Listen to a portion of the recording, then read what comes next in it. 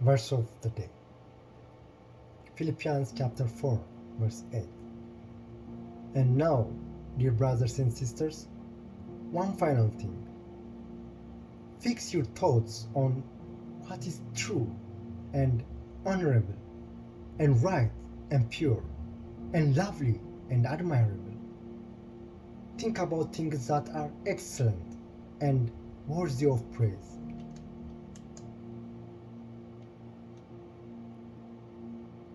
Today's scripture reading, Exodus chapter 12 and chapter 13. Exodus chapter 12, the first Passover. While the Israelites were still in the land of Egypt, the Lord gave the following instructions to Moses and Aaron. From now on, this month will be the first month of the year for you. Announce to the whole community of Israel that on the 10th day of this month, each family must choose a lamb or a young goat for a sacrifice, one animal for each household. If a family is too small to eat a whole animal, let them share with another family in the neighborhood. Divide the animal according to the size of each family and how much they can eat. The animal you select must be a 1-year-old male, either a sheep or a goat, with no defects. Take special care of this chosen animal until the evening of the 14th day of this first month. Then the whole assembly of the community of Israel must slaughter their lamb or young goat at twilight. They are to take some of the blood and smear it on the side and top of the door frames of the house where they eat animal. That same night, they must roast the meat over a fire and eat it along with bitter salad greens and bread made with yeast. Do not eat any of the meat raw or boiled in water. The whole animal, including the head, legs, and internal organs, must be roasted over a fire. Do not leave any of it until the next morning. Burn what is not eaten before morning. These are your instructions for eating this meal. Be fully dressed, wear your sandals, and carry your walking stick in your hand. Eat the meal with urgency, for this is the Lord's Passover. On that night, I will pass through the land of Egypt and strike down every firstborn son and firstborn male animal in the land of Egypt. I will execute judgment against all the gods of Egypt, for I am the Lord.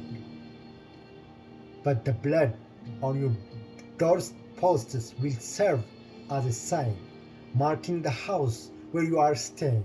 When I see the blood, I will pass over you. This plague of death will not touch you when I strike the land of Egypt. This is a day to remember. Each year, from generation to generation, you must celebrate it as a special festival to the Lord. This is a law for all time. For 7 days, the bread you eat must be made without yeast. On the first day of the festival, remove every trace of yeast from your homes. Anyone who eats bread made with yeast during the 7 days of the festival will be cut off from the community of Israel. On the first day of the festival, and again on the 7th day, all the people must observe an official day for holy assembly. No work of any kind may be done on those days except in the preparation of food. Celebrate this festival of unleavened bread, for it will remind you that I I brought you forth out of the land of Egypt on this very day.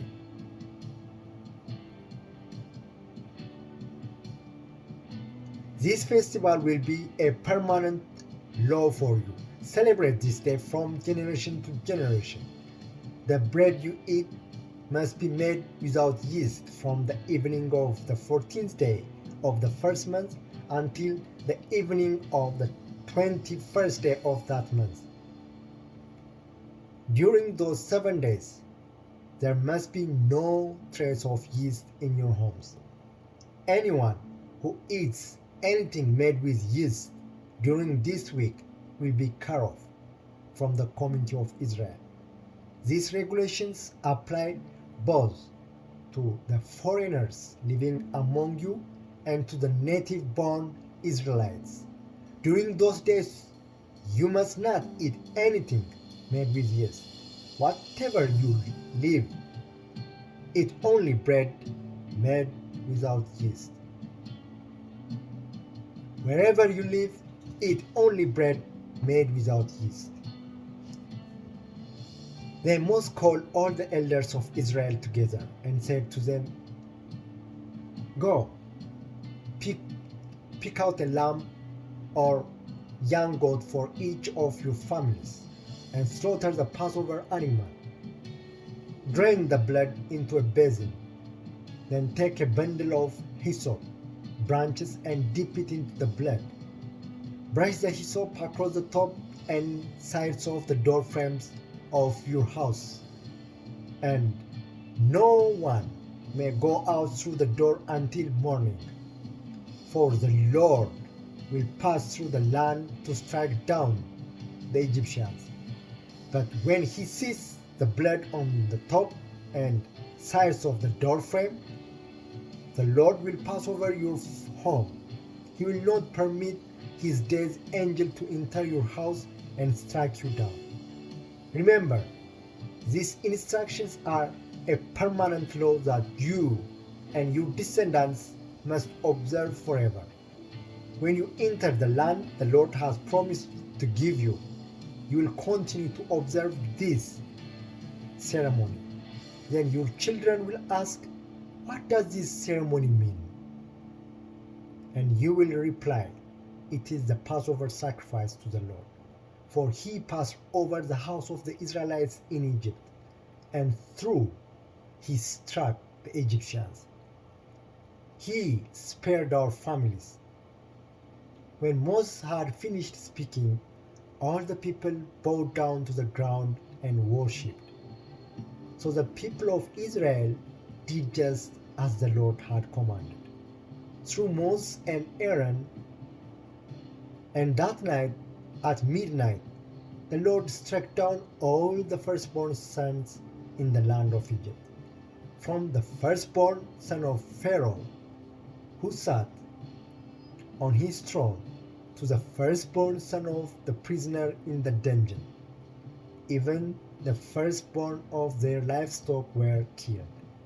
Pharaoh and all his officials and all the people of Egypt woke up during the night, and loud wailing was heard throughout the land of Egypt. There was not a single house where someone had not died. Israel's exodus from Egypt. Pharaoh sent for Moses and Aaron during the night. Get out, he ordered. Leave my people and take the rest of the Israelites with you. Go and worship the Lord as you have requested. Take your flocks and herds as you said, and be gone. Go, but bless me as you live. All the Egyptians urged the people of Israel to get out of the land as quickly as possible, for they thought, we will all die. The Israelites took their bread dough before yeast was added. They wrapped their kneading borders in their cloth and carried them on their shoulders. And the people of Israel did as Moses had instructed. They asked the Egyptians for clothing and articles of silver and gold. The Lord caused the Egyptians to look favorable on the Israelites, and they gave the Israelites whatever they asked for. So they stripped the Egyptians of their wealth. That night, the people of Israel left Ramses and started for Sukkot. There were about 600,000 men, plus all the women and children. A rabble of non-Israelites went with them, along with great flocks and herds of livestock. For bread they baked flat cake from the dough without yeast they had brought from Egypt. It was made without yeast because the people were driven out of Egypt in such a hurry that they had no time to prepare the bread or other food. The people of Israel had lived in Egypt for 430 years. In fact, it was on the last day of the 413th year that all the Lord's forces left the land. On this night, the Lord kept his promise to bring his people out of the land of Egypt. So this night belongs to him, and it must be commemorated every year by all the Israelites from generation to generation.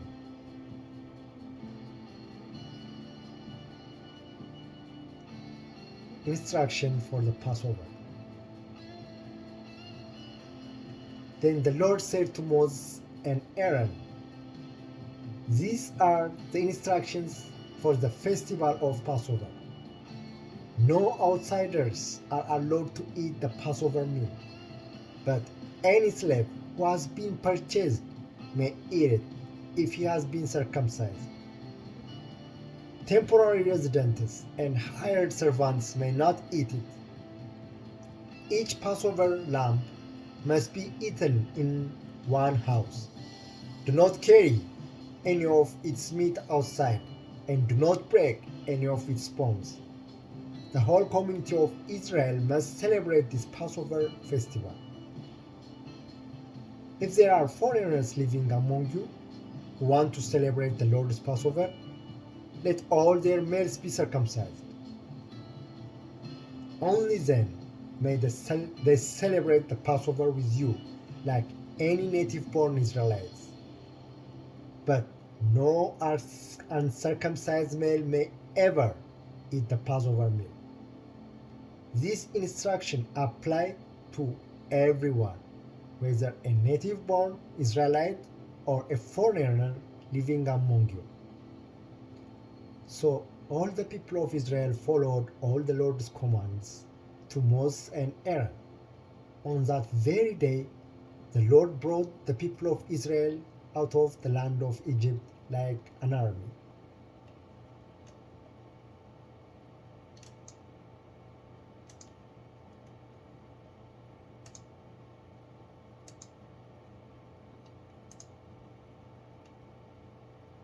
Exodus chapter 13. Dedication of the firstborn. Then the Lord said to Moses, "Dedicate to me every firstborn among the Israelites, the first offspring to be born of both humans and animals belongs to me." So Moses said to the people, "This is a day to remember forever. The day you left Egypt, the place of your slavery. Today, the Lord has brought you out by the power of his mighty hand. Remember, eat no food containing yeast. On this day, in early spring, in this month of Abib, you have been set free. You must celebrate this event in this month each year after the Lord brings you into the land of the Canaanites, Hittites, Amorites, Hivites, and Jebusites. He swore to your ancestors that he would give you this land, a land flowing with milk and honey. For 7 days, the bread you eat must be made without yeast. Then, on the seventh day, celebrate a feast to the Lord. Eat bread without yeast during those 7 days. In fact, there must be no yeast bread or any yeast at all found within the borders of your land during this time. On the seventh day, you must explain to your children, I am celebrating what the Lord did for me when I left Egypt. This annual festival will be a visible sign to you, like a mark branded on your hand or on your forehead. Let it remind you always to recite this teaching of the Lord. With a strong hand, the Lord rescued you from Egypt.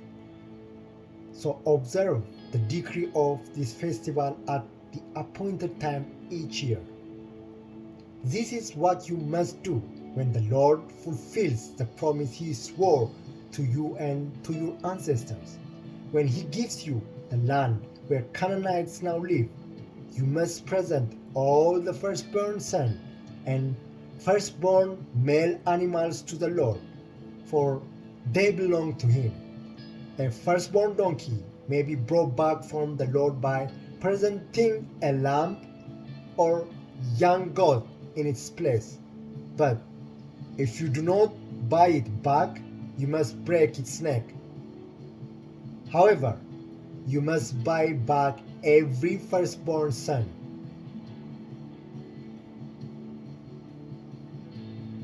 And in the future, your children will ask you, what does it all this mean? Then you will tell them, with the power of His mighty hand, the Lord brought us out of Egypt, the place of our slavery. Pharaoh stubbornly refused to let us go. So the Lord killed all the firstborn male throughout the land of Egypt, both people and animals. That is why I now sacrifice all the firstborn male to the Lord, except that the firstborn sons are always brought back.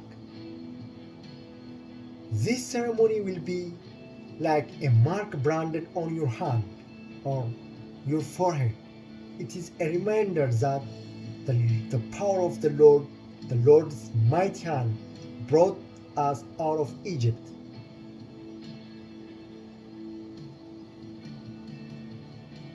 Israel's wilderness detour. When Pharaoh finally let the people go, God did not lead them along the main road that ran through the Philistine territory.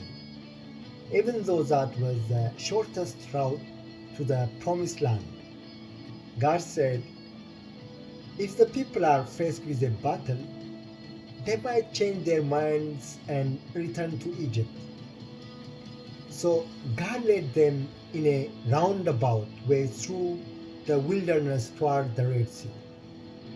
Thus, the Israelites left Egypt like an army ready for battle.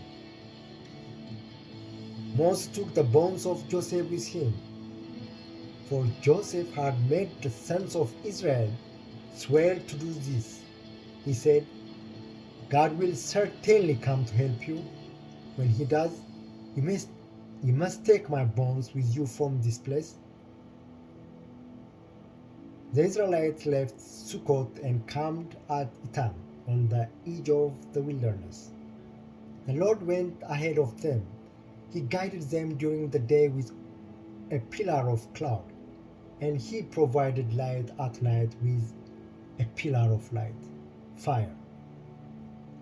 This allowed them to travel by day or by night, and the Lord did not remove the pillar of cloud or pillar of fire from its place in front of the people.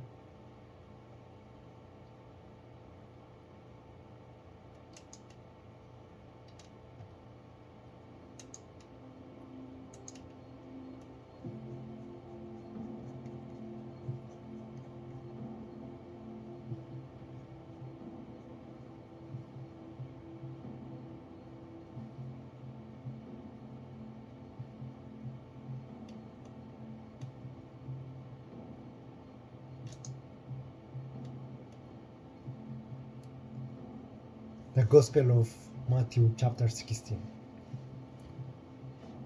Leaders demanded a miraculous sign. One day, the Pharisees and Sadducees came to test Jesus, demanding that he shows them a miraculous sign from heaven to prove his authority. He replied, You know the saying, red sky at night means fair weather tomorrow, and red sky in the morning means foul weather all day. You know how to interpret the weather signs in the sky, but you don't know how to interpret the signs of the times. Only an evil, adulterous generation would demand a miraculous sign. But the only sign I will give them is the sign of the prophet Jonah. Then Jesus left them and went away. List of the Pharisees and Sadducees.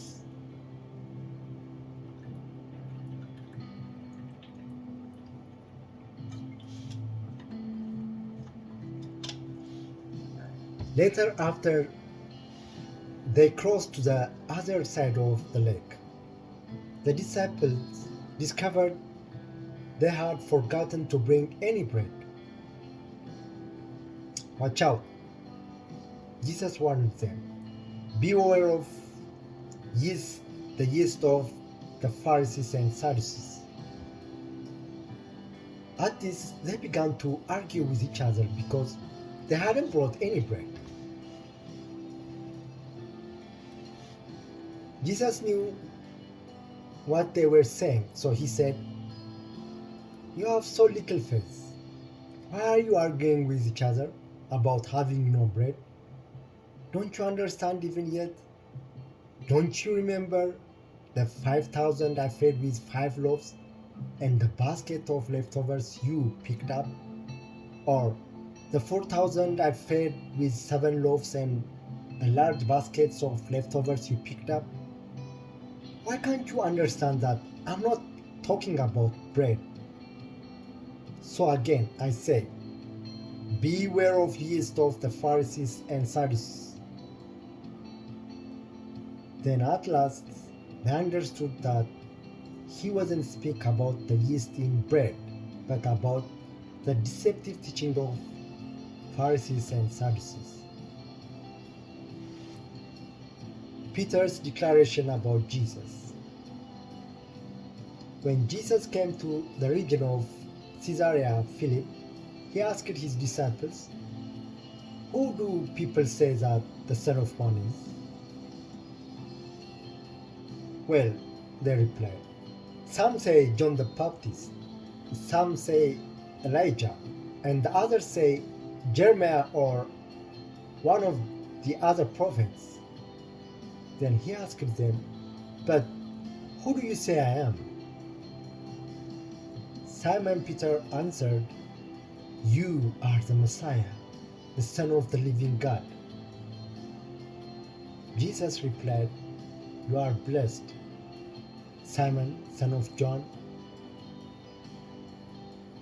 because my Father in heaven has revealed this to you.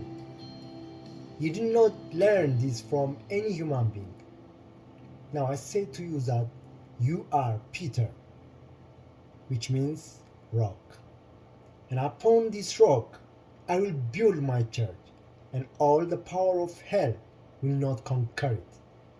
And I will give you the keys of the kingdom of heaven. Whatever you forbid on earth will be forbidden in heaven, and whatever you permit on earth will be permitted in heaven. Then he sternly warned the disciples not to let anyone that he was the Messiah. Jesus predicted his death. From then on, Jesus began to tell his disciples plainly that it was necessary for him to go to Jerusalem, and that he would suffer many terrible things at the hand of the elders, the leading priests, and the teachers of religious law. He would be killed, but on the third day he would be raised from the dead. But Peter took him aside and began to reprimand him for saying such things.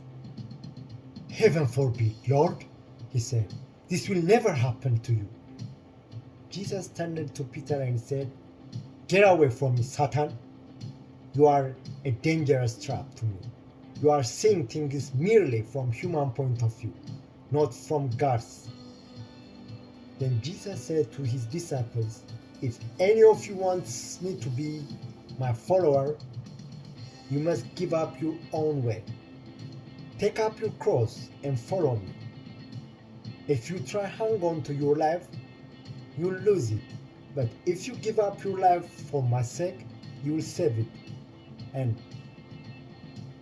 what do you benefit if you gain the whole world but lose your own soul? Is anything worth more than your soul? For the Son of Man will come with his angels in the glory of his Father, and will judge all people according to their deeds.